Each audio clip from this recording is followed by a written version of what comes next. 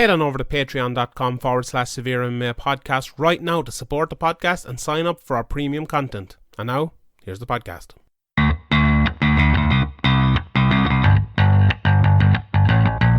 Graham McDonald is an idiot. Sean Sheehan of SevereMMA.com. He even has the audacity to call himself the quote-unquote pod god. This is SevereMMA. SevereMMA. SevereMMA. SevereMMA. The SevereMMA podcast is finally here. Welcome. It's episode 242 of the SevereMMA podcast. My name is Sean Sheehan, aka the Podcod, Shawnee Podcast, Shawnee Content, Shawnee Patreon. Lots of names there. Joined today by Philip O'Connor to preview this huge. It's just a big event. It's just a really big event. UFC 246 this weekend as Conor McGregor takes on Donald Cerrone. And if you're just listening for the Conor McGregor Donald Cerrone talk, we're going to have loads of that probably for the first half an hour, 45 minutes of this. And then we talk a little bit about the rest of the card and maybe just go through it a small bit, not in depth or anything like that, because I started looking at it last night and I hadn't really looked at it beforehand. But anyway, we'll get into that. Philip, how are you? How are things with you? Geez, I'm not too bad. Happy New Year to you. I'm sitting on one side of the bed here, right? Mm-hmm. And my suitcase is on the other side of the bed, and half my clothes are in there, and my video tripod is in there, and my whole life is a mess. And in about 14 hours' time, I'm taking off and going to Los Angeles, and then I'm going on to Las Vegas for this UFC 246. Not a title fight, but my God, is it one of the biggest fights we've ever seen. Is there anything more... well, maybe there is things more stressful, but how stressful is it? Like even me going up to Dublin to this media day, and I need my microphone, I need this cable, I need these batteries, I need my laptop, and every little thing. It's just such a pain in the hole trying to remember everything, and I can't imagine like packing for a week in Vegas as well. On top of that, it must be pretty stressful, is it? Yesterday, I had 4 different camera bags that I was trying, and I couldn't find the one I knew would work, right? Mm-hmm. Because you don't want to attract attention to yourself when you're wandering around Los Angeles or Las Vegas, that kind of thing. So you want to be discreet. You want to get everything into the bag. You want to be able to put your hand on everything in the bag as well, right? Mm-hmm. It's not like nobody wants to be rooting around the bottom of a rucksack looking for a battery, right? So you want to be able to pop up and go to war as soon as you take the camera out of the bag. Jesus, Sean, I must have spent... I'm probably 2 days into it now doing this, but I finally I found the bag I was looking for last night behind the door. One of my kids had hidden it behind the door. And I found it, and then life started to come together. But it's always different. Like, what I do, the kit I'd bring to a press conference in Stockholm is completely different from the kit that I'm going to bring to Las Vegas, because in Las Vegas I have to be able to do anything, right? Mm-hmm. So, if rows break out on the street in Las Vegas, I want to be able to broadcast live to the news agencies that I work for. So I have to bring that kit as well, and it's fucking ridiculous altogether. So at that point, I was only, thanks be to God, this woman here that my wife still loves me, and she folded a few t-shirts for me, because otherwise I'd be going out of here in my underwear in the morning, and nobody wants to see that that hour of a Sunday, They definitely don't. There's enough of that going around Las Vegas. Exactly, yeah. I suppose, I talked to lots of lads, and over in, actually, a good shout out here, Patreon, sign up, patreon.com/SevereMMA podcast. I have, with Philip as well, I have 4 of the biggest MMA journalists in the world. The first up, I'll give you everyone a hint here, Ariel Helwani. Monday morning, I have an interview with Ariel Helwani. I talked to him and I talked to lots of people. But the first thing I want to ask you, Philip, is about that. And sign up, patreon.com/SevereMMA podcast. What's the level of anticipation? Obviously, you're over and based in Sweden, I suppose based in person in Sweden, but a lot of your online stuff is in the States, covering basketball, and in Ireland as well, covering things here. What do you think, I think you've a good thought on what it's like for different places in the world. What do you think is the different levels of anticipation, maybe in Sweden, in America, and in Ireland? I think this is a weird one, Sean, because as soon as the fight was announced, right, we have a thing now. It's like we go to DEFCON 1, right? Conor's fighting in Las Vegas. Mm-hmm. And I said on your podcast before that we always have hotel rooms booked in Las Vegas around UFC events in case Conor's name goes on the card, because he's still the biggest story in the game, right? Mm-hmm. But this time around, like usually as soon as the fight's announced or just before a fight's announced, we might hear from, we never hear from that shill that's usually on this podcast with you, whose name will go unmentioned, Yeah. But we usually find out that there's something going on, so we know that kind of thing. And this time around, I started to contact the editors that I would work for. You'll find me now next week. I'll be writing a lot for the Irish Times. I'll be on the Reuters news agency. I'll be doing bits and pieces for the SNTV and all these people, right? But this time around, previously, immediately they just go, yeah, that's it, you're booked. That whole week from the Wednesday, all fight week, that's it, you're working for us, that's fine, right? Mm-hmm. And this time around, like I was still talking to people yesterday about what they wanted, right? So they're kind of, they're not sure if they want in or they want out, right? Previously, we knew what we were getting. Conor was a rising star. He was getting towards a title fight. He was winning a title fight. He was winning a second title fight. He didn't get the lightweight shot, but he took another fight. He lost that. And then he went for the redemption against Nate Diaz, then Eddie Alvarez, then Floyd Mayweather, then Khabib. All of those fights had a purpose. This one doesn't, right? The only purpose that this fight really has is the first step on the road to redemption for Conor McGregor, right? Now, the wider world is not sure if it's interested because he's become such a complex character. The rise that he's made, the money that he's made, the brand that he has become is much more complicated. He's now, a tailor. He's now a whiskey distiller. He's now a fighter. He could be a movie star soon enough. He's been involved in video games, all these things. He's been up in court more times than he probably cares to remember for speeding and for the odd assault and, for instance, slapping phones into people's hands. And, the world doesn't really know what it thinks of him anymore. And this is what I can't wait to find out, is to get to Las Vegas and to find out what the fans think, what the journalists think, what the UFC thinks, what the whole response to him is going to be at the T-Mobile Arena next Saturday night. It's funny because you said there that they don't know what to think. And everyone I've spoken to over the last while, we all have like our opinions and what we predict, but no one knows. Like usually you go into a fight, like a couple of weeks ago there, Usman fought Covington. I think, like if this happens, it'll go this way. If this happens, it'll go this way. And if this guy wins, he'll fight him. If this guy wins, he'll fight, and they'll move on. We kind of have an idea of what's going to happen. In this, we have absolutely no idea. Like in so many different things. Like how is the fight going to go? We'll get into that in a while. But like, how well prepared is McGregor going to be? Is he going to look the same? Does he still have the drive? Is he going to be able to beat him? Is Cowboy going to be good enough to capitalise on it? If not, if he wins, what's he going to do? Who's he going to fight? We don't know. If he loses, who's he going to fight? Is he going to retire? We don't know. Are the fans going to show up for him? Are people going to travel from Ireland? We don't know. And if they are going to be like completely on his side? Or will Cowboy have some of the fans on his side, being an American hero and all of that? There's never really been this level of unknown with Conor McGregor entering a fight, has there? No, and then, we have to take into account the fact, I think I told you the story about all the young lads who used to talk to me about Conor McGregor on the football fields here in Sweden and in the local shopping centre when I'm wandering through it. Everybody here in Sweden knows I'm Irish. Everybody stops and says, hey, Conor, one of my kids gets called McGregor in school because our surname is O'Connor. That's the way it works here. And they all wanted to talk about him. And then they turned against him after the incident where he tried to push the glass of whiskey at Khabib there when we were in the Radio City Music Hall. And they turned against him in an instant there, And now they're tuning in because, they think he sort of jumped the shark. They think that, they don't like him anymore. He pissed them off and that kind of thing, and they want to see him get beat. That's their reason for tuning in, right? But if we back up the truck just a little bit more, the question we need to ask ourselves first about this fight is why? Right? Why this fight? Why Cerrone? Why in January of all months? Because Conor, I don't think he ever likes to fight in January because it means, you're watching your weight over Christmas, you're training over Christmas, right? And I think it literally is that. I think the word that we're all going to be coming back to this week is redemption, right? That Conor is the man with everything on the line here. For Cerrone, the why is very, very simple, right? Yeah. This is his payoff. This is his pension. Donald, you've been a wonderful fighter. You picked up the phone every single time. You've gone in there, no matter the opponent, the weight class, the length of the camp, whatever, you've gone in there, you've done the thing. You've suffered your knockouts, you've had your wins. What was it? Was it 17 knockouts, 10 submissions, or somewhere there? Yeah. The most wins in UFC history. There you go. Yeah, 17 submissions, 10 knockouts, I think. Yeah. 10 knockouts. Yeah, I always mix those two up, and no doubt there'll be listeners going absolutely bananas in their cars now. Suck it up, lads. Suck it up. It's going to be a long week. But so he's done all these things for the company. Donald Cerrone deserves this shot, right? Give it to him, right? But for Conor, and this is the thing that I can't get my head around, because there's two ways of doing it, right? Cerrone's not a tomato can, right? You can't just put him up there and say, Conor's going to beat him. This is, to get a season off to a start. We're just going to sort of lob him a bit of raw meat there. He beats Cerrone, he goes on. I think this is a very, very risky fight for Conor because, he's the man with everything to lose. If he loses this fight, how many fights will that be? He's lost against Khabib. He lost against Nate. He beat Eddie Alvarez very convincingly. He beat Nate after a war of attrition. And let's face it, it could have gone either way. I still think that he won the rematch there. I don't think he won it handsomely, but he still won it. He did enough in the first couple of rounds for me, and he took the third or fourth as well. So he did win that 3-2. But this is really fraught with danger, and the only person who can do anything about that is Conor McGregor. He has to get in there. He has to prepare. He has to watch the weight. He has to watch the diet, and then when the cage door opens, he has to go in there and not get caught up in this thing. I wrote before that he needs to forget the myth he's built around himself, and I can only hope that that's what he's doing, because I don't think, if you love him as a man or hate him as a man, that's beside the point. But the athlete Conor McGregor and the promise of that, and what we all enjoyed watching so much,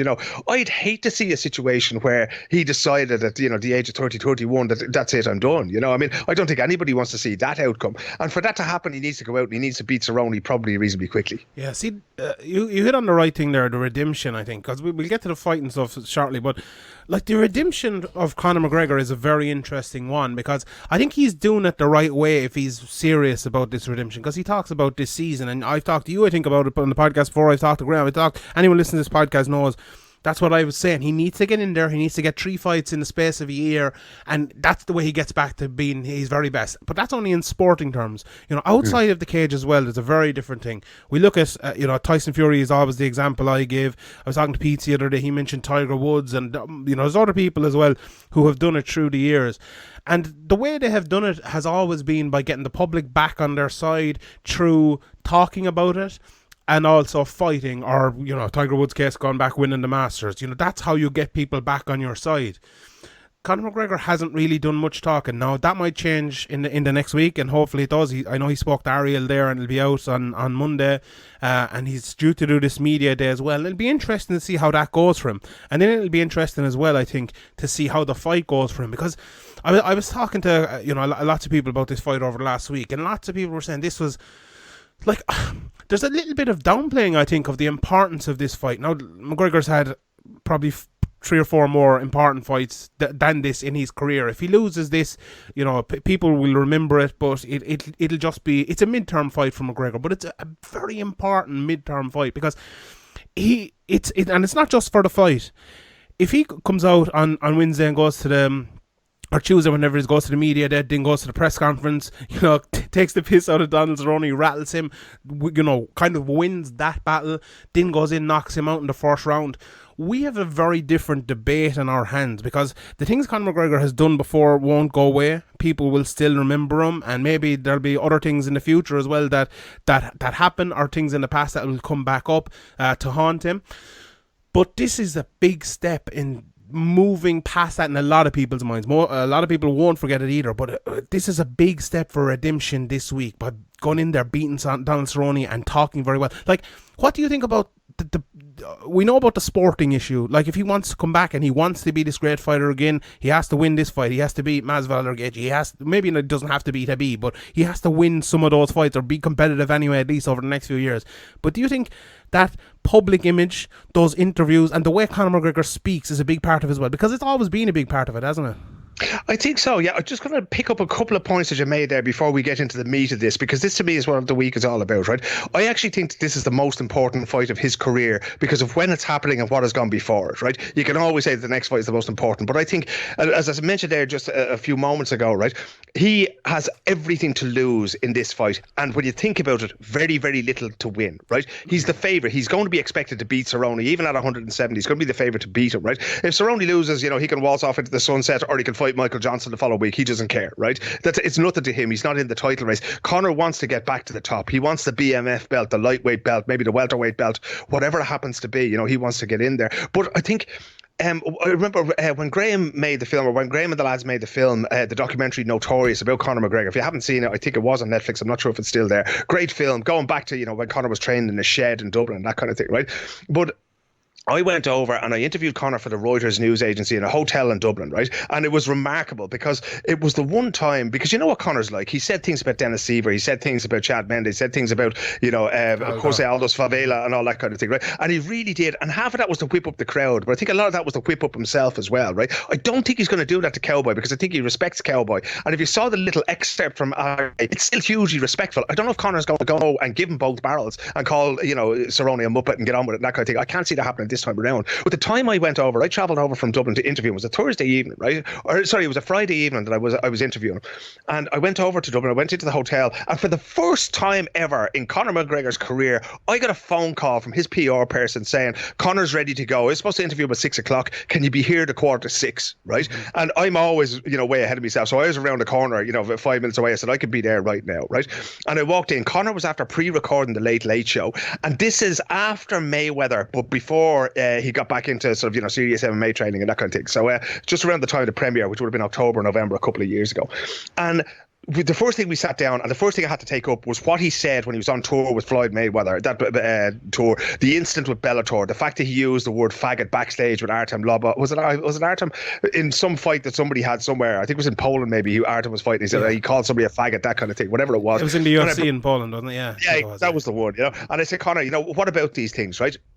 What I didn't know at the time, I only found out that night when I saw it on TV, was that Conor had already apologised on the Late Late Show. And the first thing he said to me was, look, there's no handbook for this game. I said things, I regret them. I'm a father myself now, but I'm learning as I go along. I say these things and I screw up on that, right? Mm-hmm. And that was, to me, that was a moment of redemption, right? Because I literally, and I remember to this day, Sky News were there, everybody else was there. But, you know, I don't know whether it was thanks to our shield friend on this podcast now, but I got in first of everybody, right? Mm-hmm. So Conor says this to me, major news agency sitting waiting outside. I went outside, I typed up the thing straight away and I sent it off, and it went around the world that Conor was after apologising for these remarks that he made, right? Mm-hmm. And that to me was, in that moment in my eyes, Conor grew as a man, right? Because he was able to say, I've done something wrong here and I apologise for it. And it wasn't, I apologise if people were offended. It was, I did something wrong and I'm fucking taking that. I'm owning that. And that to me meant that he grew in my eyes. Subsequently, he's fallen down again, right? You know, this is not the road to Damascus where, you know, you fall down and once you get up again and you're saved, right? Mm-hmm. He's had his instance. We've all seen the video of him punching that man in the bar. We've all seen him slapping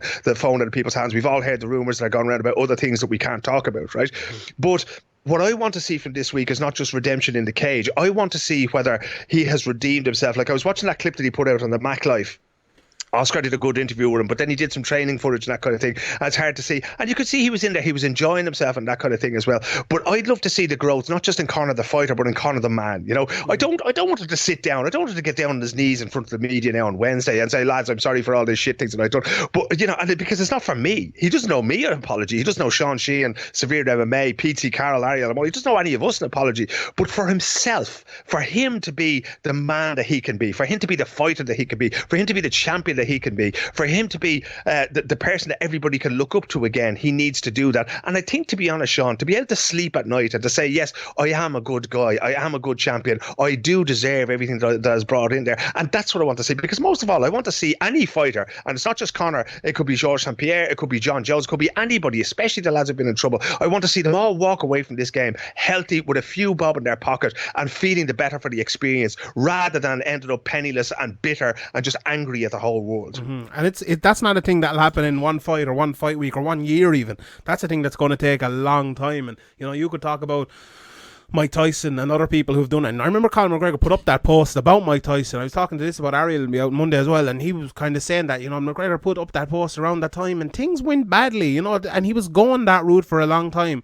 But it feels like in the last few months he's kind of turned that around a little bit. Now, as you said, that he might fall down again in a week's time. Who knows? Well, I don't know if you remember, like after the last fight against Khabib, I wrote for the Irish Times the following Monday, right? And I wrote a piece, and the headline of the piece was Conor McGregor must forget the myth he's built around himself. Yeah. And in that piece, I mentioned two other athletes, right? Mike Tyson, and I mentioned a basketball player called Allen Iverson, right? Mm-hmm. And they are famous in the States for being men who had it all, millions, if not hundreds of millions of dollars, everything else like that, and they blew it all, right? So Tyson has no money left. His house in Las Vegas is fantastic, and the piano that Elton John gave him is still there, but the house is now owned by the bank, right? Yeah. You know, all of this just disappeared as quick. And when you're on the rise, and when you have people around you who won't say no to you, you know, business advisors and all this kind of thing, and partners and what have you, nobody ever tells you when this is about to go to shit, but all of a sudden you're on your own. I was actually reading a book by Nicholas Bentner, who used to play for Arsenal, Juventus, that kind of thing. Lord Legend, Bentner, yeah, Lord Bentner. Now, a lot of people laugh at Nicholas. I know Nicholas better than most English-speaking journalists would do. You know, we've had our rows in the past, that kind of thing, and I've actually been trying to get hold of him for the last 6 weeks because I want to talk to him about the book. But he was saying that, you know, when he was earning 50, 60, 70 grand a week, you know, he had no end of mates who were texting him saying, do you want to go out for dinner? But as soon as he said, lads, throw a few quid into the pot there, I'll pay the rest of the bill. But everybody throw in 50 quid and they all disappeared, right? So, you know, that's the thing with Conor as well. But I mentioned Mike Tyson in that piece. And, you know, what I was trying to say through the piece was that, you know, again, what I just said there, I don't want to see anybody walk away from this game broken, bitter. I want to see them walk away successful, having grown as athletes through it. And the fight game, boxing, as long as I can remember, Sean, has been bitter for the fighters, right? No, they always make the least. You see Eddie Hearn, you see everybody else like that. You see this production line. I'm going to meet Deontay Wilder and Tyson Fury in Los Angeles on Monday, right? And I can't wait to talk to Tyson Fury about this because, you know, he's one of the few who's been to the top, been back down to, you know, taking the elevator to the basement again and is now on his way back up again. And I want to see how he feels. And And I want to see, what he can tell me about that state of mind and how he was able to rescue himself, because he was in a bad way mentally. And that's really all that I sort of want out of it, But I mean, for Conor, there's a big risk involved here. I think he can do it, but I think that, I also think that an awful lot of the time, there's a lot of people around Conor who really owe him a debt of gratitude, but not just that. They owe it to help him out. They owe it to say, Conor, this is not okay. Now, it's difficult because Conor's a very strong-willed individual and he has the money that nobody, he could, whatever he wants to do, he could do it anyway. I was a little bit disturbed. I don't know, I'm sure you saw the interview with him where both him and John Cavanaugh, they were saying, I heard Pete talking to Niall about this on Eurobash the other day, and they were saying, that Conor seems to be making a lot of decisions in the camp. Not a big fan of that, I don't mind a fighter or anybody seeming to be the ones who make all the decisions in the camp, but you would hope at some point that there's somebody, a John Cavanaugh or an Owen Roddy. I think Owen did a lot behind the scenes in the Mayweather camp and that kind of thing. You would hope that Conor's listening to those people as well and not just thinking that, look, lads, you just carry that bucket there, I'll go in and do these rounds and we get this job done. A lot of people have asked about that, and my opinion on that is that, you mentioned it there, McGregor's a very headstrong person. I don't think there's anyone in the world right now who could actually force Conor McGregor to do something that he doesn't force himself to do, if you know what I mean. Like, he is going to put that camp together. He is going to do it the way he wants to do it. I'm pretty sure about that. Now, I might talk to him and he might tell me something different. But the way John Cavanaugh said it, it didn't shock me what he said, but it shocked me that he said it. John Cavanaugh saying that Conor McGregor, I suppose the most shocking part of it was him saying Conor McGregor knows more about MMA than all of us put together. That was pretty shocking. The fact that he said Conor McGregor puts the camp, we're just kind of there to facilitate him, that didn't really shock me. It shocked me that he said it. But I think, and I wrote a piece about it before, about John Cavanaugh. Like, what John Cavanaugh, I think, was great at was getting all the best people in the country together. I think, Sergey is a fantastic wrestling coach. I know he's not from outside the country, but you know what I mean. Owen Roddy coming through as a fantastic fighter and turned into a great coach now. I know Tom King was there and he's there with him as well. I don't know about him. Most people call him the best jiu-jitsu player in Ireland. And Tom's fabulous, all those great people. So I think that's what he was great at. And what Conor McGregor is great at is being not just a great fighter. I think people forget, or maybe they don't even know, that he's a great mind when it comes to fighting. Forget about everything outside of it for a second. But when it comes to fighting, Conor McGregor is a fantastic mind. I don't think there's anyone on earth who has written as much or talked as much about Conor McGregor in terms of his ability inside the cage and tactics, and gone back and looked at the fight so much as me. I do it in this podcast every day. I've written thousands of words about it in the past, and we'll have a lot more of it this week. And I've done that about lots of fighters as well. We come on here and talk every week, and I don't think I've ever seen someone, John Jones maybe is the only other one, as tactically adept, is that the right word? As tactically good as him. He is absolutely fantastic at that. So when John Cavanaugh said that, if John Cavanaugh had said that about James Gallagher, I'd be very worried. If John Cavanaugh had said that about Kiefer Crosby, or any of, if John Cavanaugh had, give me a really good fighter, if John Cavanaugh had Stipe Miocic and he said that about him, one of the best fighters in the world, I'd be worried. Because Stipe is the sort of guy who's really good athletically, and he goes in and he does the game plan. His coaches are really, really good as well. But McGregor is a little bit different. Now I'm a little bit worried in the fact that I think if McGregor had maybe someone different that would do that for him or would force him to do that, it might actually benefit him. But McGregor's never going to do that. He's never going to lead that campaign. So look, it's worked well for him. You can't blame him, and he is really good at himself. But I feel like there's McGregor's leaving himself a little bit open there that way. Now, another thing before, and I'll get your opinion on that again in a second, but I wanted to talk about McGregor's interview for a second as well, because you mentioned it there, and everyone I've talked to, and maybe it's just me, but I don't care what other people say. I'm going to give my opinion on anyway, what I think. I didn't think he looked great in that interview in terms of the way he spoke. And now, I talked earlier there about being unsure about things and us being unsure about everything.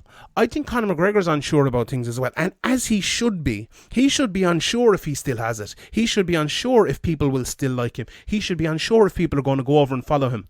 He has to convince us, and he's to convince himself, and he's to convince the world that he's still there as a fighter, still there as a fan favourite, as everything. And I think in that interview, I was listening to it, and the thing about Conor McGregor is, if I became an MMA fan today, I went and listened to that interview and I heard him speak, I said, this guy can speak extremely well.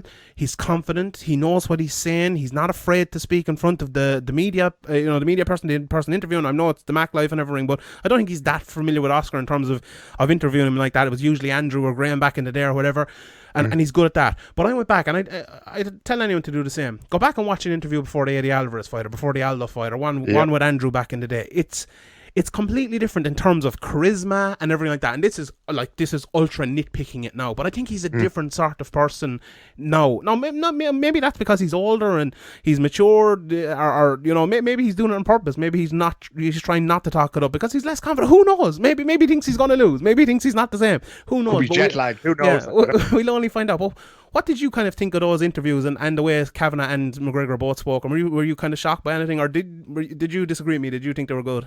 No, I thought there were. You see, the problem about the Mac Life is that that's the in-house publication, and I know he's spoken to Ariel as well. And this is absolutely no reflection on Ariel Helwani, who's the greatest MD. He's the GOAT of MMA journalism, bar yourself, but that's about it, But ESPN is the rights holder here, right? Mm-hmm. So to me, I would have enjoyed it. Everybody wants that call. I would love Conor to call me or Pete or somebody like that and sit down with us and actually talk like adults, right? Because, regardless, Oscar is aware of the fact that he works for the MacLife.com. Fantastic journalist and one of the most promising young journalists in MMA. Did a great interview and that kind of thing, right? But you're talking to the boss, right? And, and in fairness, Conor was sort of talking to the boss when he was talking to ESPN as well, because he has to sell the fight and that kind of thing, right? So we're not going to get into the controversy.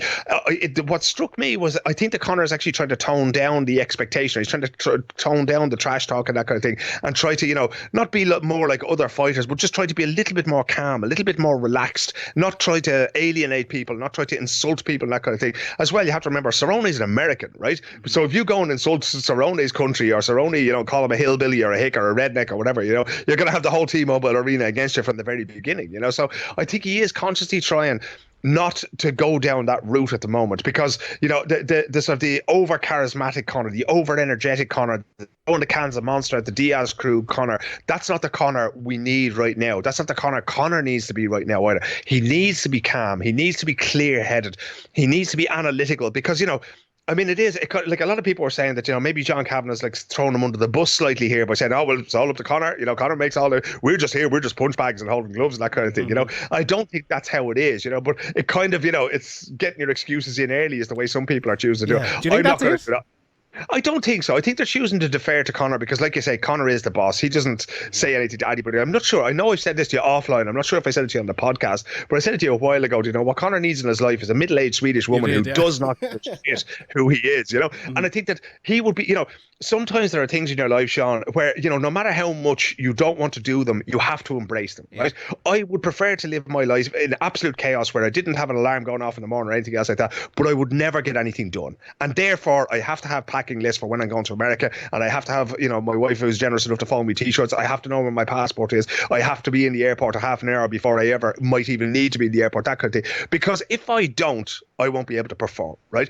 And I wonder what Conor You know, one of the great things about business is, you know, one of the great lessons you can learn is pay somebody the money to do what they're good at and get the fuck out of their way, right? Mm-hmm. Now, Conor did that in the past because Owen Roddy was absolutely spectacular in the second Diaz fight. If you listen to how the Conor coached, an awful lot of it was Owen telling him what to go, reminding him to go for that leg kick the whole time, right? And if you ever seen him train, and Owen is absolutely, it's like the two of them. He's like a horse whisperer, right? You know, he's talking a language that only Conor can understand. And I saw a guy, I don't know if you saw, there's a Parry match clip where some guy was holding pads for him in Moscow or somewhere in Russia and something, you know, and Conor was doing something and the guy didn't feel what Conor wanted to do, and Conor had to stop and tell him, I've never seen that happen with Owen Roddy, I've never heard it happen with Owen Roddy. Do you know what I mean? Mm-hmm. And with the wrestling coach and that kind of thing, when Artem is in there, no, Artem isn't with him on this camp, he's going out there next week I think for the fight, you know, but these guys know Conor backwards, you know, but I do think that he would benefit from somebody, you know, Audiata, I don't really care much for his management style. I tried to deal with him as a journalist and I found him absolutely like an ashtray on a motorbike. He's useless, you know.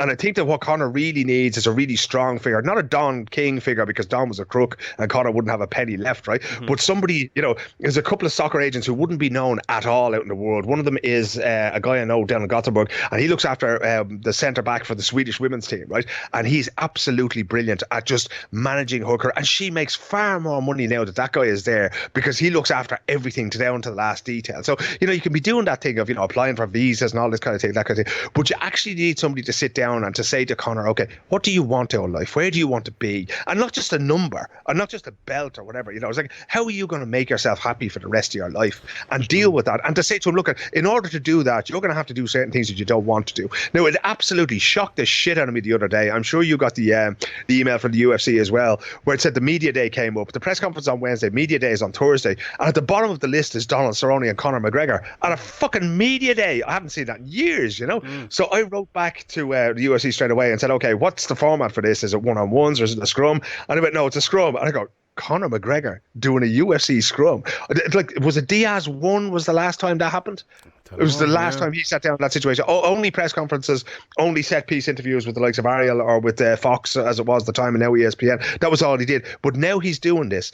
And that says to me somewhere along the line that Conor has prepared to compromise himself. But if, and in a way I kind of feel sorry for him, because to have a person like that, to have a middle-aged Scandinavian woman doing that for you, you have to trust them implicitly. And if you don't have a person in your life that you can trust implicitly, that makes it very, very difficult. I have an accountant here in Sweden, and, this is one the conversation I have every night before I take a flight. I say to my missus, right, if anything should happen to me, you know where to go, because Yulia, the accountant, she has everything. She knows where all the money is. She knows where all the life insurances are. Not that I have any fucking money, because you're covering sports, like, but she knows where everything is. And if anything was to happen, the family will be looked after, and that's it. But I have to trust her, Sean. I have to give her every receipt. I have to tell her where I'm going, what I'm doing, what scam I'm up to now, what I think I'm going to make, and that kind of thing. And then she pulls me up on everything, and she makes sure then that I hit that. Do you know what he needs? He needs Mino Raiola. That's oh fuck no, Jesus! That's like Audi with teeth. God, but but that kind of guy. I mean, I have to say, on Zlatan's behalf, Zlatan uses Mino as an agent, but he has another guy called Miko, a Finnish guy, who looks after his business, and he's brilliant. And you never see him in the media. But Zlatan has that. He has somebody he can trust implicitly, with his business affairs. And that's the thing that I feel. I think that's kind of lacking, that structure around Conor. But again, it would require being able to trust somebody. And of course, the less you have, if you come from pretty much nothing. I know people say that Conor didn't exactly come from poverty, but he didn't have a whole lot when he started out on this journey. And it's very, very difficult then to trust somebody and to cede that control either over your career or your money or anything else to somebody else. Yeah. Let's get into the fight, so and let's talk about maybe the tactics of it and things like that. But maybe before we get to that, it's interesting to look at this, because you look at Donald Cerrone. I suppose we're 32 minutes into this podcast now nearly, and we haven't mentioned Donald Cerrone at all nearly yet.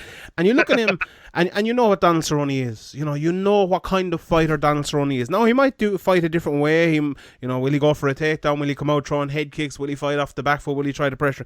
But we know, in essence, what type of fighter Donald Cerrone is, how he's going to look, how he's going to fight, and if he fights in a certain way, how he will fight in that way. Like, with Conor McGregor, I don't think the same can be said. Like, we know what Conor McGregor looked like when he fought Eddie Alvarez. We know what he looks like when he fought Habib, but that fight was, you could nearly say that fight was over within 15 seconds, because he went for a knee, got taken down, and then Conor McGregor's not the same. So it's like looking at the Aldo fight and go, how did he look? Well, we don't really know, because he ended in 13 seconds. How did Aldo go? We don't know. The Habib fight is a little bit different, obviously, because it went on for 4 rounds. But you know what I mean? Conor McGregor's a fast twitch, knockout artist there. Once it gets to the later rounds, unless it's a close fight, like the second Diaz fight, he's not the same. But when you're entering this fight, what's he going to look like? Like, is McGregor going to have that ultra brilliant timing that he had against Eddie Alvarez? And I talk about Eddie Alvarez a lot, and lots of people talk about that fight a lot, but there's other fights as well. The Aldo fight, he had it. He went in with 2 fucking bum knees into the Mendes fight, and he still knocked him out. He had it in the Seaver fight and the Max Holloway fight, and he had it in all of those fights coming through. But does he still have it? And before we get into maybe the specifics of all of that, how much of it will he need to beat Donald Cerrone, I think, is the thing. And it's I think that's a very, very important point here, because you look at Conor McGregor, right, and you say, will a 70, you look at McGregor and say, will Conor McGregor, his very best, beat Donald Cerrone right now? Yeah, 100%. I think everyone would acknowledge that. Terrible style matchup for him. Beats him every time at 100%. Conor McGregor at the Conor McGregor that beat Khabib, would he beat Donald Cerrone? Let's say that's a 50% Conor McGregor. He had that injured foot. People mightn't believe that or anything, but he did. He didn't prepare well for that fight. A short camp, took it on like 6 weeks' notice in the end. It was just a terrible all the way for that. Would that Conor McGregor beat Donald Cerrone? I'm not sure. And then the next question is, what's the difference between that Conor McGregor, the Conor McGregor now, and the Conor McGregor that beat Eddie Alvarez? Like, if that's your line from the worst Conor McGregor we've seen the last few years to the best Conor McGregor we've seen, the worst Conor McGregor being the Khabib one, the best one being the Eddie Alvarez one. If you have a line between that, where in the middle is McGregor now? What's your take on that? What percentage Conor McGregor? If 100% is McGregor against Alvarez, if 50% is Conor against Khabib, what percentage do you think he is right now? I think what he has to be is like 80-85%, because Cerrone is no mug. He has a huge amount of experience in the octagon. He's been something of a gatekeeper. If you beat Cerrone, it doesn't matter if it's a lightweight or a welterweight, but if you beat him, you're moving up in the rankings, right? That's how it's pretty much always worked. And he has, he's quite a rounded fighter. He can wrestle, he can close the distance, but he can also kick the head off you from distance, that kind of thing. So it's a difficult fight for that, and Conor's going to have to be on his toes to be able to do that. But the truth is that we don't really know. I mean, you see footage coming out of him boxing and that kind of thing, and you see him, doing a bit of sparring or whatever, or hitting pads in Moscow and that kind of thing. And it's really, really hard to know, because until you put somebody up in front of him, because if you remember with the Khabib fight, because of the foot or whatever else, or because the short camp or the work wasn't put in, right, Conor's shots weren't landed, and we've never really seen that before. He lacked that precision that he had before. That he slept Aldo in 13 seconds because all he needed to do was just land one left hand, right? That didn't happen. He hit Khabib a couple of, but they just they glanced off, or they hit his shoulder or whatever, where normally he would have just decked a guy at that.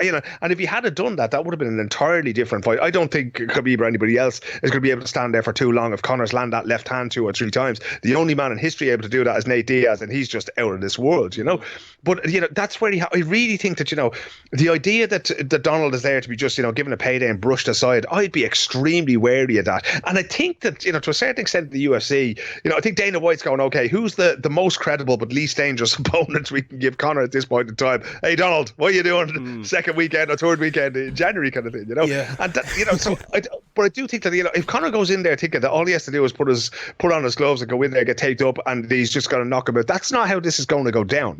If you don't have 6, 7, 8, 10 weeks. And, the other thing is, I've only seen Conor, now we've seen probably 10 minutes of training footage. I haven't seen him grapple, I haven't seen him wrestle, haven't seen him pushed up against the cage, only seen him hitting pads and that kind of thing, Now, oftentimes they don't want to show us these things, but I'd love to know how much wrestling he's doing, because I don't think that, I don't think that Cerrone, if he has problems with southpaws who put pressure on, the last thing he's going to want to do, the first thing I'd be thinking is close the distance, right? I don't want to be anywhere where Conor McGregor can hit me on the jaw with his left hand, especially if I'm Donald Cerrone and I've been hit there a couple of times before. I want to close that. I want to get my jaw in around his belly button and be taking him down a double leg or doing something like that, because I don't want to be anywhere where he can pick me off with that. Because, good and all Cerrone is. He's no mug and he's a good guard and that kind of thing, both in terms of boxing, kickboxing, but also on the day. I wouldn't want to be anywhere near that. Yeah. The thing about Cerrone is, will he play his part?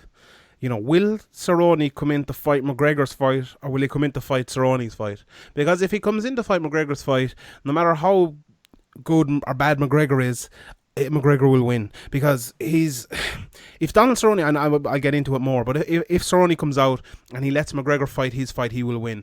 If Cerrone comes out and fights Cerrone's fight, and by Cerrone's fight I don't mean the way he normally fights, I mean the way which will bring him a victory, the way he needs to fight against this specific opponent to beat him. And what he needs to do, look, we all know it. Okay, he might, you're looking at this now, he might come out and hit him with a head kick and knock him out if he does, fair enough. But what he needs to do is he needs to come out and grapple and take Conor McGregor down. But he needs to be very careful about doing it. He can't just be shooting from across the octagon.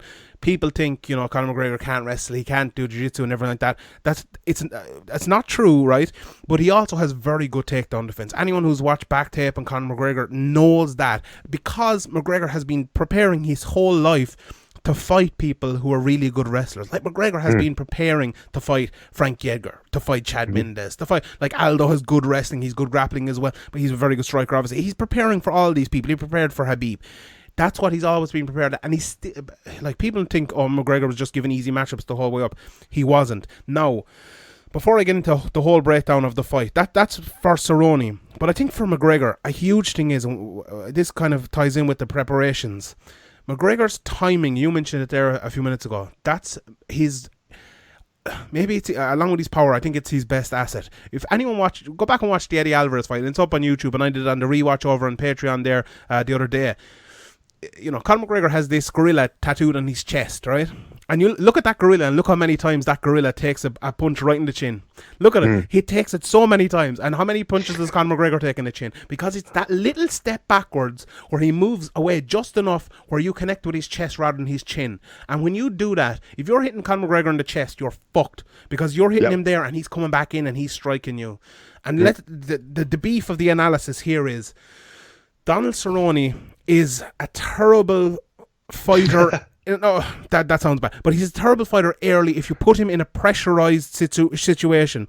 And by pressurized situation, I mean purely pressure. I'm not talking anything about shots. I'm not talking anything about McGregor coming forward, throwing big hooks or anything. I'm talking about purely getting your leg in the right place, or your foot in the right place to push him back, to cut off the octagon, throwing feints and things like that. When you push Cerrone back, before you even throw a shot, when you push him back, you get Cerrone punching. He's always done that. You either get him punching, or like Darren Till, he'll be jumping on takedowns from halfway across the octagon. He got one of them against Darren Till, so that it doesn't always work out.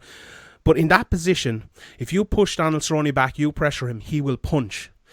And that's exactly what Conor McGregor wants. Conor McGregor wants you to punch. I talked to a couple of, before the Habib fight, Patrick Wyman, who in my opinion is the best analyst in MMA we've ever seen. And we were talking about, we kind of both said it at the same time, that we agreed that McGregor is an aggressive counter-striker. He's a pressure counter-striker, which might seem odd because you think of counter-striker, you think someone fighting off their back foot, they bring you on and then they counter your shots.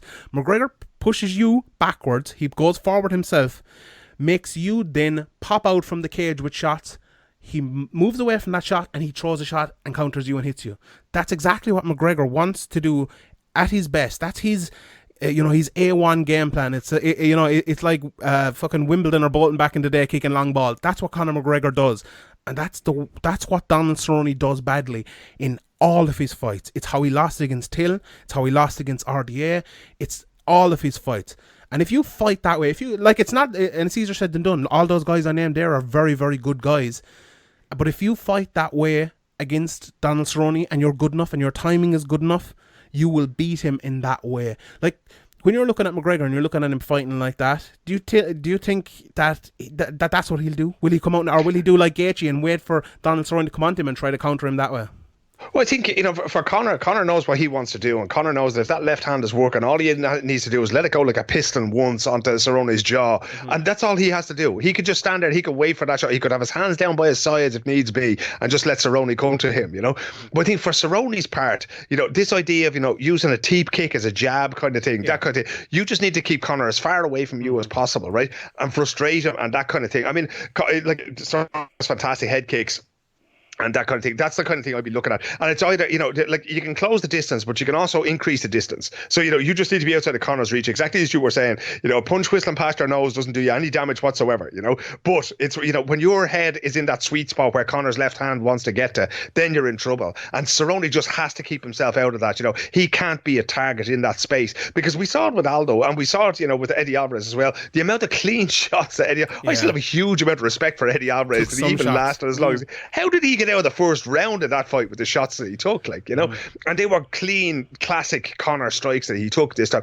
Now, I don't think Cerrone can take them, because Cerrone has so many more miles in the clock. He's met so many tougher opponents, that kind of thing, and indeed Eddie's gone down the road in Asia where he's getting beaten slightly easier than probably what he should be at this stage, but I don't think Cerrone can afford even one of those shots to land, because he's going to go down. I half wonder if Conor's not thinking, well, if I choke him out, will John give me the black belt in the octagon or that kind of thing? No, the way when you see certain fighters, if you've knocked a fella, he's completely gone anyway. I'll take an armbar just to finish him, but get a submission and that kind of thing, But I think that Conor, deep down, who is Conor to himself, right? Conor is the greatest striker in mixed martial arts. In his own mind, I'm sure he thinks of himself as being the greatest or among the greatest strikers in mixed martial arts. I'm sure in his, in the power of attraction and the way that he likes to think about the world, I'm sure he's going to bed tonight after listening to this podcast and he's seeing himself sleeping Cerrone with that left hand exactly as he did with Jose Aldo. Cerrone doesn't even see it, and it's just the next thing Cerrone sees is the physician standing over and going, Donald, you did your best, but you're out of here, you know?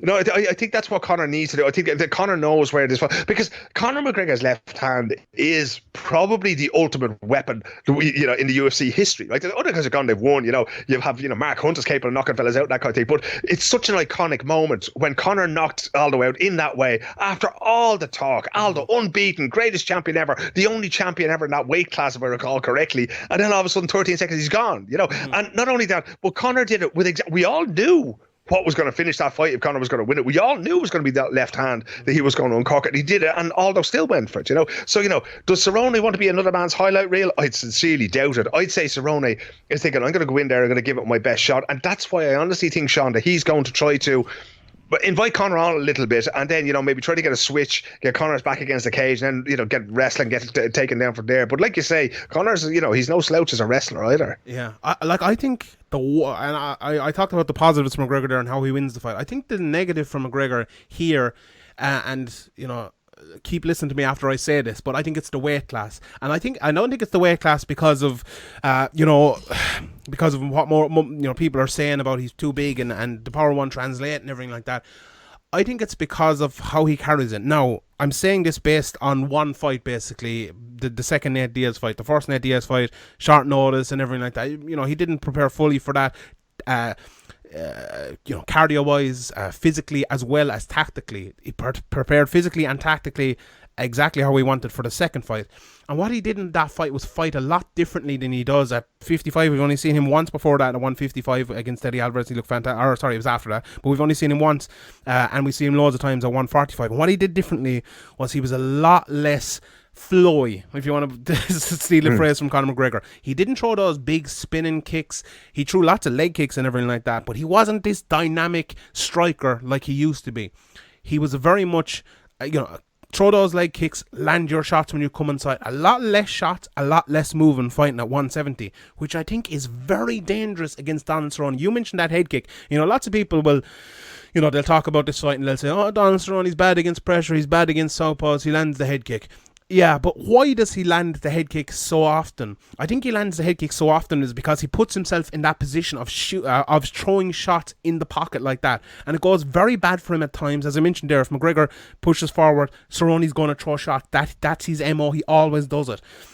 But the way McGregor fights, if you look at McGregor against Eddie Alvarez, when he was standing in the middle waiting for Eddie Alvarez to push him, he does this thing where he kind of plants his feet after cutting off the cage, and Eddie's either expecting the hook to come so he can't move one way, or he's expecting the shot from the other side, whether it's the kick or the leg kick or whatever, to come the other way, so he's planted right in front of him in the middle of the cage.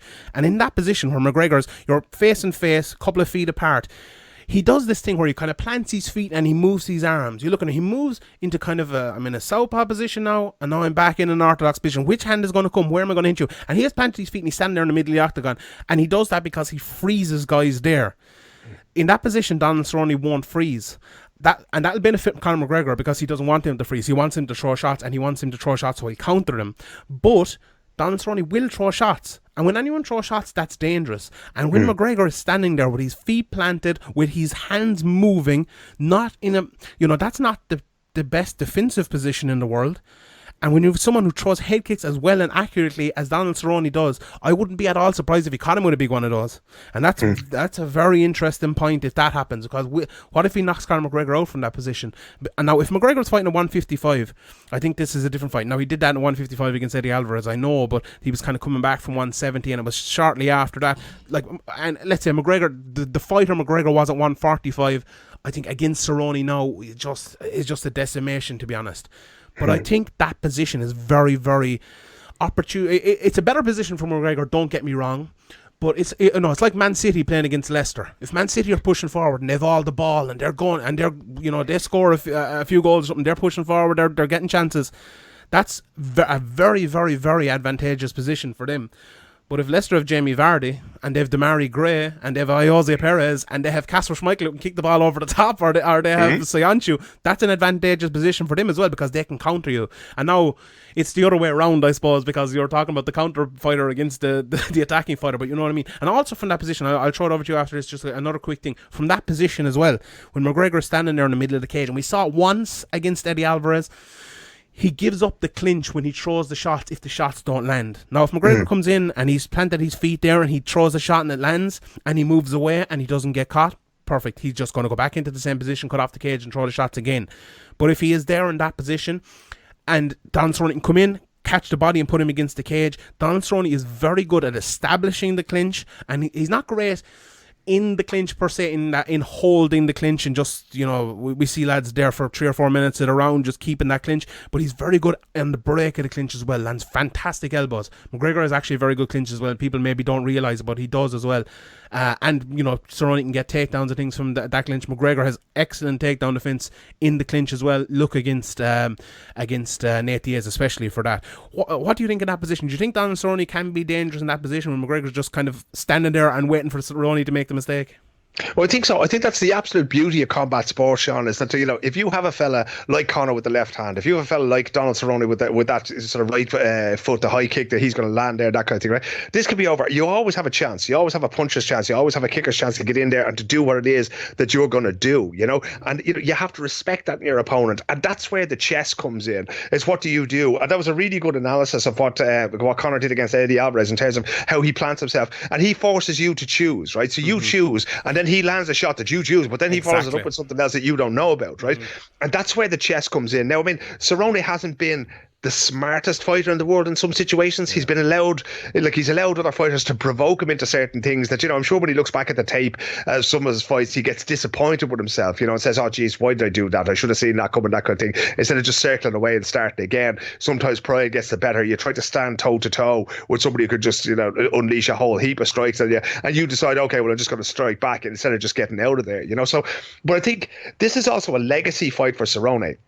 And I think he's going to, you know, this is probably the biggest audience he's ever going to have. You know, he's fought on Conor's cards before, and he fought in Madison Square Garden when Conor beat Alvarez that time, you know. And, you know, I think that he's going to look at this and he's going to say, right, I want to give a good account of myself. Cerrone's not the kind of guy who cares about wins and losses. He cares about going out there and giving people what they want to see and emerging with a sense of pride from a fight. So even if he loses, even if he gets knocked out, that doesn't keep him awake at night, you know. As long as he does his best, then he's happy enough. So I wouldn't say he wouldn't be happy to go out and get knocked out within, you know, 30 seconds, just walking onto like a left hook the way it's taken out so many in mixed martial arts when it comes from Conor McGregor, you know. So I think he'll want to be able to be out there and give a good account of himself. He'll want to maybe I do think that he's going to challenge Conor. I do think that he's going to put it up to Conor and try to make Conor uncomfortable, because if he doesn't, what else is he doing? You know, why is he even in there if he's just going to stand there and let Conor knock him out and take his check and go home? That's just not Donald Cerrone's way of working, you know? Yeah, 100%. Right, let's move on to some of the other fights in the card. We get back to maybe the prediction at the end. Go on. There's other fights on the card? Yeah.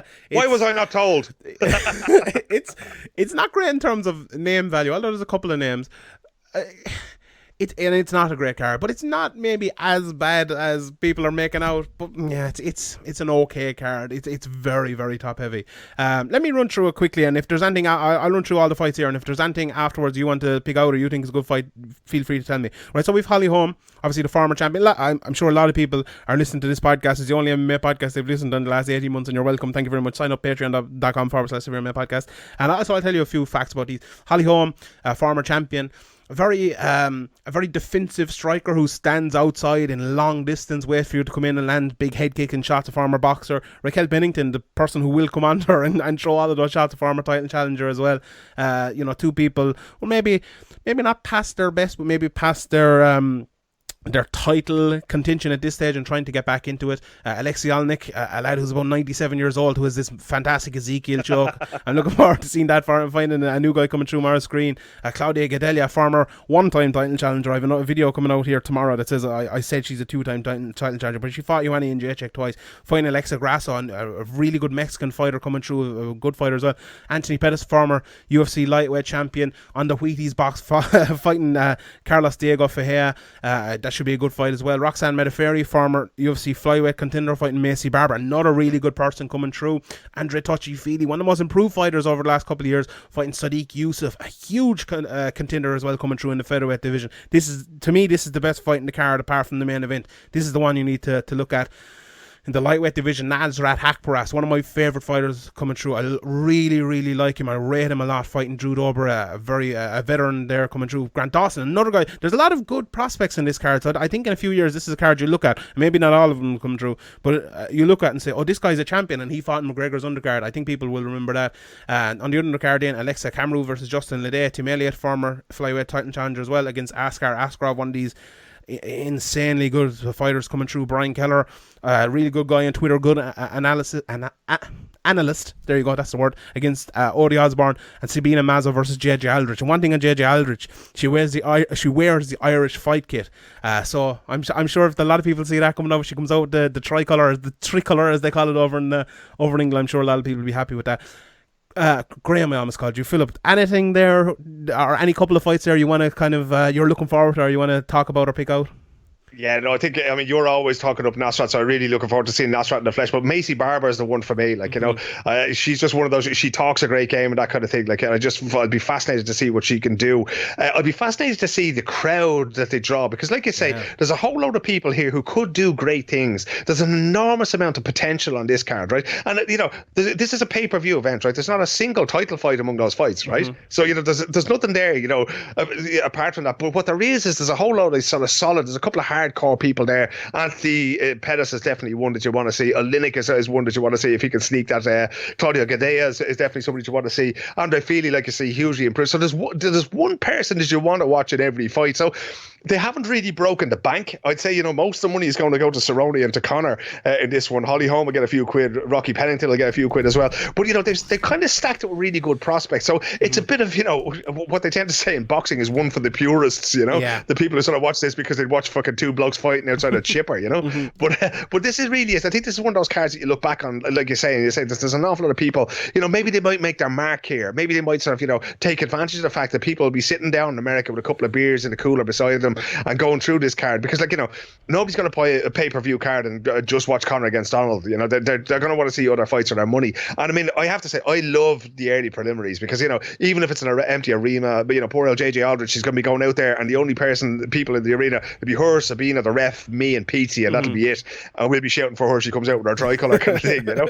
But, you know, and it is like, sometimes it's really annoying, but they're the people in there fighting for their future, Sean. You know, they might be on 6, 8, 10 grand, and maybe another 6, 8 or 10 grand to win or whatever, you know. But you often get really, really good, competitive, really tense fights, because, you know, people, again, you want to talk about, you know, Donald Cerrone or Conor McGregor making a mistake. They literally can't afford to make it. This could be their only shot, like in the UFC. I know everybody gets a 3 or 4 fight deal to begin with, but they could be gone in the morning if they don't deliver here, you know. So those fights usually tend to be well worth watching, you know. But again, Nasrat definitely. This Sadiq Youssef guy, I'm looking forward to seeing him. And again, Andre Feely, I saw him fight Artem Lobov in the same building there, that kind of thing. Like I say, maybe back then he was a little bit more limited, but, you know, he's still in the UFC. Artem has gone on to better things with bare knuckle boxing, I'm sure he'd say, and whatever he's going to do next, you know. But no, I think it's an interesting enough card. I think it's definitely one as well that, you know, sometimes there's an absolute stinker of a heavyweight fight on that you just go, oh Jesus, this is going to be 3 rounds. And they're often the ones that I used to go to McDonald's at 3 o'clock in the morning for me lunch, you know, when I'm sitting up covering these fights in Europe, you know. But I can honestly say that I reckon I'm probably going to sit myself down beside young Mr. Carroll of Blanchardstown and MMAfighting.com, and I'll probably watch, you know, if I don't watch every minute of every fight, I'll probably watch pretty close to it anyway. Yeah, should be fun. Right, I have a couple of questions here. I nearly called you Pizzi there. What do I don't know what I've talked so much about just in the last couple of days. I don't even know who I'm talking anymore. Who are you? What's your name? Mr. This is why that'll just show people who are listening to this how much they're going to have to sign up to the Patreon. Patreon.com/SevereMMA, you know. And then the other thing is follow me on Twitter, because SevereMMA podcast, sorry. Follow me on Twitter as well, @Philip O'Connor, because, like, I've decided I usually do a podcast every week about sort of, you know, media and communication, that kind of thing. But, you know, in the last while I've been interviewing a few different people from music and that kind of thing, and I'm going to keep that going. It's going to be a little bit more general. So there's going to be, like, and because we're in Vegas next week, there's going to be stories obviously coming out of UFC and MMA, but there's also, you know, an Irish guy who holds 3 Guinness World Records for playing the guitar, that kind of thing. So we'll have all that kind of So between the two of us, if anybody wants to spend a few quid on Patreon, send it our way, you know. You're getting Sigrid on, my favourite singer. You have to get her on. We were talking about her before. Yeah, I promised you that before. Yeah, I have to get her. I'll get her when I get back, I promise. Legend. Right. Questions. This one is a tricky one, maybe, I suppose. But Ian Gary over on Instagram asks, "Who's your Irish coach of the year?" And maybe not tricky in terms of who I think it is, but we had this debate. You know, we did the awards last week. Myself and Graham did the podcast before it came out, and we put it out, and there was a few people giving out about we didn't have a team of the year and a coach of the year in Ireland and things like that. And I think the reason simply we didn't have it because there wasn't really that much competition for a few years. And myself and Graham talked about it on the podcast that competition has actually developed a lot over the last year, 18 months, you know, with Team KF coming out, you know, and I don't want to be disrespectful. Like Team Rhino had a very good team, obviously SPG, and you know, the Paddy Houlihan is an SPG D24, I think, isn't it? And you have the lads up the north and the guys down in Cork and everything. But let's be honest here, for the last few years, and we've been running these awards I think for 5 years, it's been a very, very SPG centric award. The SPG Gym of the Year award and the SPG Coach of the Year award. Exactly. Now, we could. That's actually a lot of people. You know, Aisling Daly came out and said we're shady for not having the award. Because it's like, you know, thinking we're pro SPG or something. So we're shady because we didn't give SPG an award for the last 5 years, which I think is just the most, like, if you thought about it for 5 seconds, you know, it'd make no sense. It's like, it's actually anti-SPG, if anything. And, you know, and the other thing is, if you walk into SPG in the morning, everybody be calling you bollocks for all the things you've said about it over the last 5 years. And it's a bit like writing about Israel and Palestine, Sean, right? Because as long as everybody's giving out, they're doing the right thing. You know? And I actually don't mind. Look, she's entitled to say, but I just said I'd address that because I just wanted to explain the reasoning behind it, because maybe if you haven't thought about it, or, you know, and I put a lot of thought into this, as you know, and I talked to you and talked to Graham and other people, but we discussed this over the last few years, and I'm like, I don't want to have an award that is not really a competition. But now it's a competition. So we're going to bring it in next year, you know, and SPG might very well win. And I'm not going to just give it to another gym because they're doing well and they're coming through. If SPG have Conor McGregor fighting in the UFC at the very top, and they have guys headlining in Bellator, and they're going to win it over other gyms. Now, right, let's answer the question. Who's your Irish coach of the year?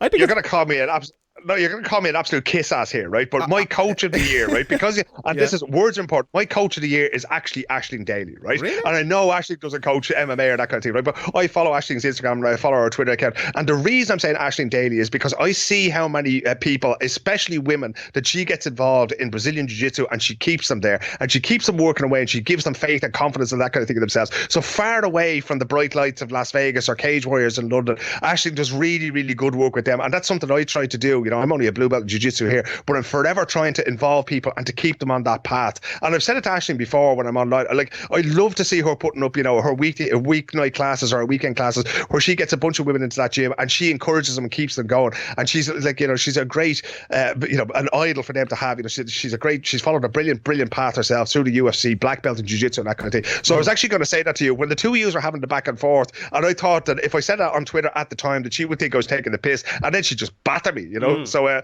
said I'm not going to say it there, but no, I honestly want to take this opportunity to say how much I respect Aisling and what she's done and the way she encourages people not just to get into jiu-jitsu but to stay there. So Aisling Daly is my coach of the year 2019. Really? I like that's a curveball for you right there. Yeah, it is. I know. I think it's very close between Chris Fields and or let's say Jim of the year or so, because like between SPG and Team KF, I think it's very close there, because like Team KF have done a lot of good things. They had a Cage Warriors champion. I don't think SPG have any champion at the moment, have they? No, they might have someone out somewhere. And you have to talk about Norman Park as well. He's the KSW interim champion. So that, you know, I'm talking about McGregor coming through next year, and he's going to be at the top of the game, and they should win it. So I think you have to look at that as well. Ian Gary won our emerging prospect of the year.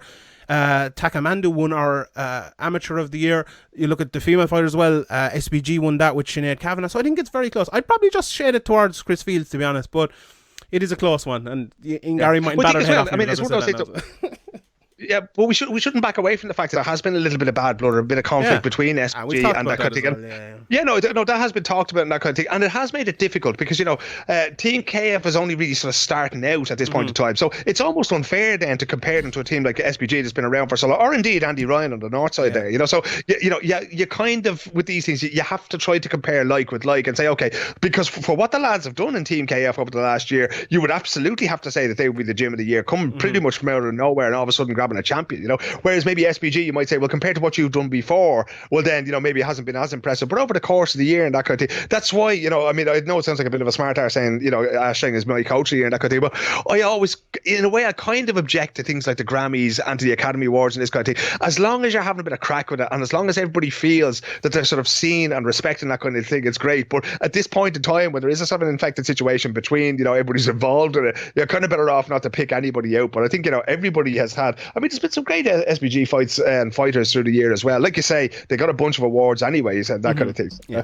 But it will be interesting. If we're going to go hardcore for it next year, I'm going to start taking notes already, you know? Yeah, God almighty. I always say that in January. I'll take notes now during the year, and I got about one event in and that's it. Right, one or two more here. Cian Keating, would you agree with me in saying that it's fair enough BT made this fight pay-per-view? I will answer all the rest of these questions. Well, if you send in a question on Twitter or on Patreon or anywhere, I'll answer them on the Q&A. It'll be out during the week. What's your take on the whole pay-per-view thing? Like, I think they have to make this fight pay-per-view because it's Conor McGregor. If they're doing pay-per-view, and I know a lot of people are not happy about it, I'm not happy about it, to be honest, but this is the one fight I can understand. This is their big draw. This is the guy that'll actually sell pay-per-views, and this fight, it was always going to be on pay-per-view, really, wasn't it, in the UK and Ireland?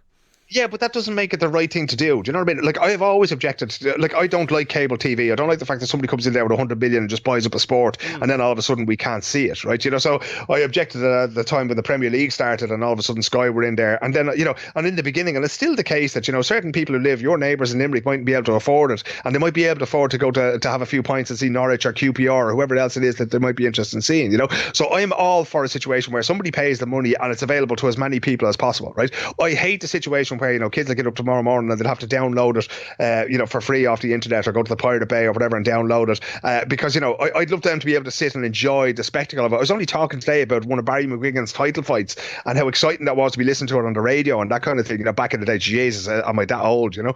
But, you know, I'd love as many people as possible to be able to see Conor, and that's why seeing Cage Warriors on Fight Pass fantastic, because we get to see all these new, you know, if you have a Fight Pass subscription, you get to see all these new guys coming up, you know. So I don't know, pay-per-view, I know it's a thing in America and has been for many years. I know people pay cable subscriptions, that kind of thing, but, you know, I would always be on for making the sport as widely available as possible, because I want people to see Maisie Barber. I want it to be inspired by Andre Feeling, to all these other people, and that way that sort of generates new people more. It doesn't generate as much money maybe, but it generates a sustainable sport that we all feel that, you know, more of a sort of shareholders in.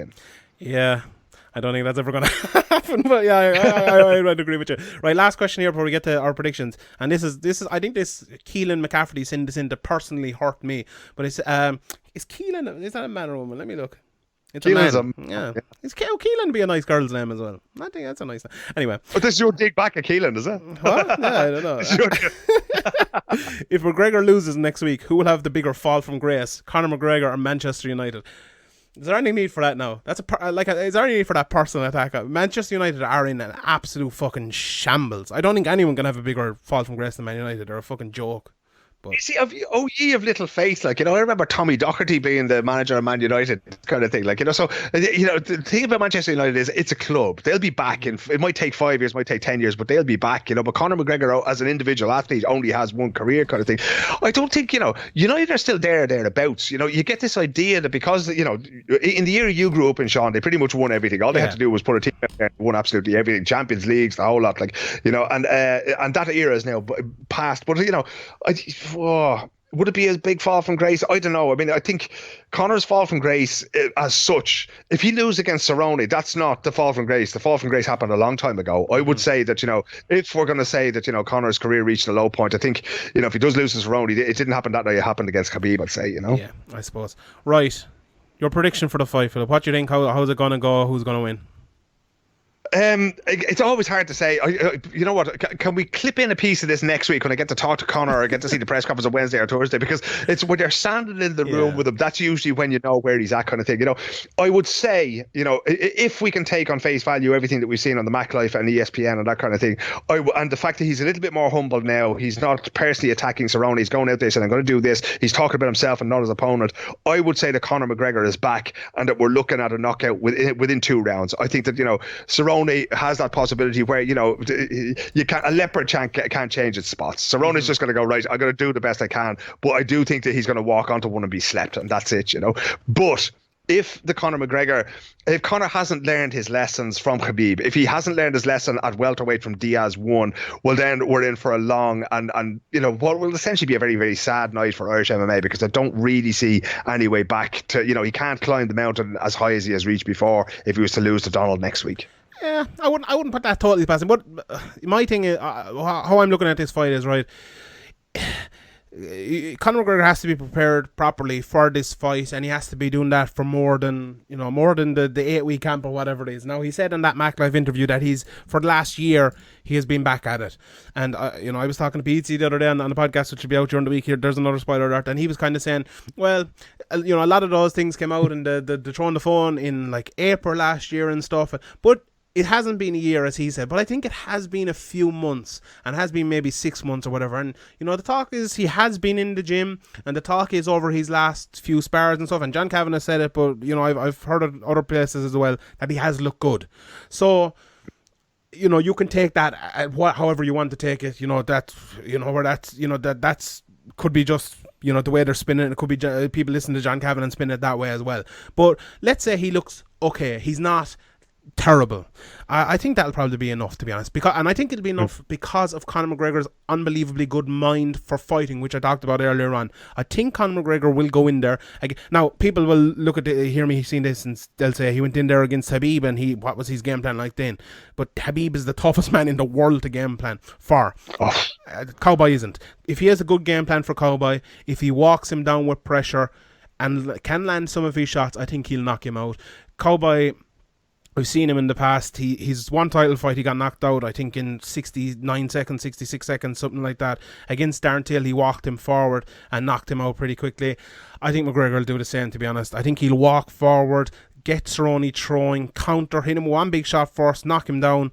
I think Cerrone will get back up, and I think it could be a standing stoppage against the cage, or a little bit like Diego Brandao. Remember that, where he's turtled up against the cage and McGregor landing big shots and the referee has to pull him off him. That, to me, that's my official prediction for the fight. Now, I could come back here on Thursday as well, and we could hear a press conference or whatever. We could hear McGregor speak, and it might be totally different, or we might see him hitting pads and he might look like shit, and I might change my pick then, or I might be hobbling around and embedded or something. But for now, I think that's my pick. So. Well, that is very specific, I have to say, and it's very logical as well. You could see that very much happening there. So I might actually change. No, I'm not going to change my pick at this stage. I couldn't do that. Not for your Patreon listeners, absolutely not. God bless. Right. Thank you very much, Philip. It's been a long couple of days, but here we go. We're getting going now. Conor McGregor's back. We've only just begun. Welcome to 2020. Only just begun. Here we go. There's going to be a podcast every day on Patreon. As I said, I keep trying it on. But if you enjoyed this, you're going to enjoy those ones as well. I spoke to Ariel, I spoke to Pete, and two other really, really good journalists. One a fantastic analyst, one other person who is one of the best minds in the sport as well for talking about events and things like that. So definitely check it out. I'll have Let the Record show out Sunday, I believe, and I'll have the betting show as well during the week, and Stevens is going to be doing that with me this week if he turns up, and loads of other stuff as well. Follow me at John GMBA, at Philip O'Connor, isn't it, over on Twitter? At Philip O'Connor on Twitter, yeah. You'll find me in Sean's mentions. It's that simple, lads. Beautiful. Right, thanks everyone for listening. Thank you very much for Philip. I really, really appreciate it, and we'll see you all next week. No, that's not how we end the podcast usually, but go on anyway. Good luck, enjoy the fights.